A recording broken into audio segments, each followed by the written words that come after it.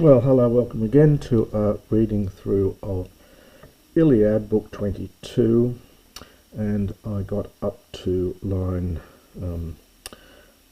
this is 79, this is about to begin the speech of Hector's mother, Hekabe. So I've had remember I mentioned before that there are 3 speeches at the beginning and 3 at the end to frame the work. And then we have the chase and the death scene in the middle. So Priam has begged his son to come inside the walls, and we finished up with this very poignant line, "He did not persuade the heart for Hector." And now his Meter, his mother, in turn, heterothen, well, it's something like from the other side, because they're up on the tower. She was lamenting, from oduramai, in the imperfect, shedding a tear. Emene is from, it's Anna plus hiami. So it's undoing or loosening her bosom, literally. So it's the fold of her dress, the kolpon. And heterathe, probably with her other hand. It looks like it's a feminine here, so it's probably got to supply carry here. So, and with her other hand, an eske, she held up her breast. Kaimin dakru keus, so shedding a tear.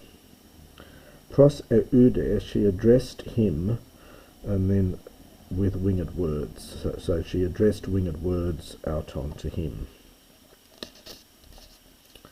Standard expression in Homer of winged words. This is plural from the 3rd declension epos. And she says, Hektor, tekon emon, Hector my son, I deo imperative, Tardy is referring to her breasts, so have respect for these things, my breasts, and have pity upon me. And then very cleverly, Homer puts an outain, me, myself, to make it very emphatic. And he does it by an enjambment, by keeping the outain to the next line. If ever, escon, I held you, I held this breast, which is lathikadia. The lath root is from lanthanamai, to forget, and the kadia of cares. So these are breasts which bring forgetfulness of cares, and the toy for soy, I think, for you. So if ever I held this breast which brought forgetfulness of cares to you. Tone Manesa, again another imperative, remember, think on these, remember these, my dear child. Amune de deion andra. So it's defend or ward off this hostile man, but do it inside the wall. So ward off this hostile man, but do it from inside the wall.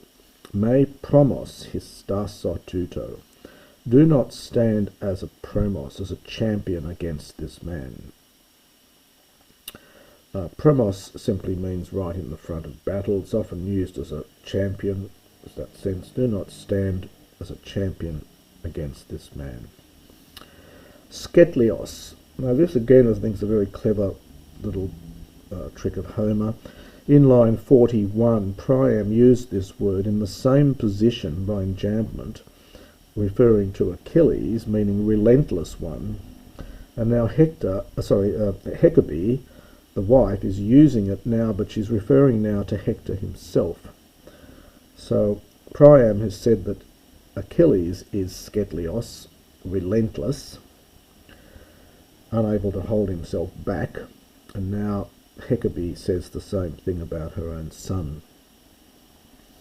Epega se kataktane. For if indeed he might kill you, U goes with the eti, I will no longer weep for you en lekesin, literally on beds. So what she means here is on a bier, on a laid out for burial. Philon thalos, literally my dear shoot, so my dear offspring. You whom I myself go bore, and nor will your much gifted wife, so she won't be able to lament to weep for you on the bier either, so nor your much gifted wife, Poludoros. Anouthis des semega noin, agaien paraneusin kunes takies cat edontai. But the swift dogs will devour you beside the ships of the Achaeans, and Nuthen, the mega is adverbial, so being greatly away from the two of us. This is a dual genitive. So in other words, they're not going to give your body back. You will, the dogs will devour, the swift dogs will devour you beside the ships of the Achaeans, very greatly far from the two of us. Who are the two of us? She presumably means herself and Priam, but it may be herself and his wife Andromache that's being referred to here. Hos to get, that's the end of her speech. Hos to get Cleonte pros aderten philon huion. There are some duels here. Thus the two of them weeping addressed their dear son, spoke to their dear son, and the two of them beseeching him muchly. It's a shame we've lost that word muchly as an adverb in English. It's very useful when you're translating pola, so we could say greatly, lamenting him greatly, or muchly if you prefer. Nor, and then we get this lovely line again that we had before, this very poignant line, nor did they this time persuade the heart for Hector. Al hogemim Achillea pelorion arson ionta. But he, in fact, Mimne, he waited for Achilles, monstrous Achilles, who was coming arson. This is comparative from Anki, sorry, from, Anki or Anku, coming nearer. And then we get another comparison here, another simile. So like a dracon, a snake, but just as when a snake waits for, a snake oresteros, a mountain snake, waits for a man, epikae. Now this is the snake's hole, akae. So just as a mountain snake waits for a man at its hole, bebrokos kaka pharmaca. This is from the verb bibrosko, which the root is bro. The root survives in English in bromine because it means to eat or devour, because bromine dissolves glass, and so it's hence the name. So bebrokos is a perfect participle. So having devoured or having eaten evil drugs. Now the sense is here that it was believed that snakes obtained their venom by eating poisonous plants just before they were about to attack, which of course is not true, but this is what is going on here. So having eaten poisonous drugs, and this kolos ainos, something like grim poison, but the kolos has gone into him, and dedoiken, he stares smerdalion, probably adverb here, hatefully, and it stares hatefully as it's whirling around its kae, its hole, so twisting around its hole. Very nicely constructed simile here. And then just like that, thus Hector, having unquenchable might, or could be anger, or he's in a very high state of mind here, having unquenchable anger or might. Uk hupakure, he did not retreat, did not pull back.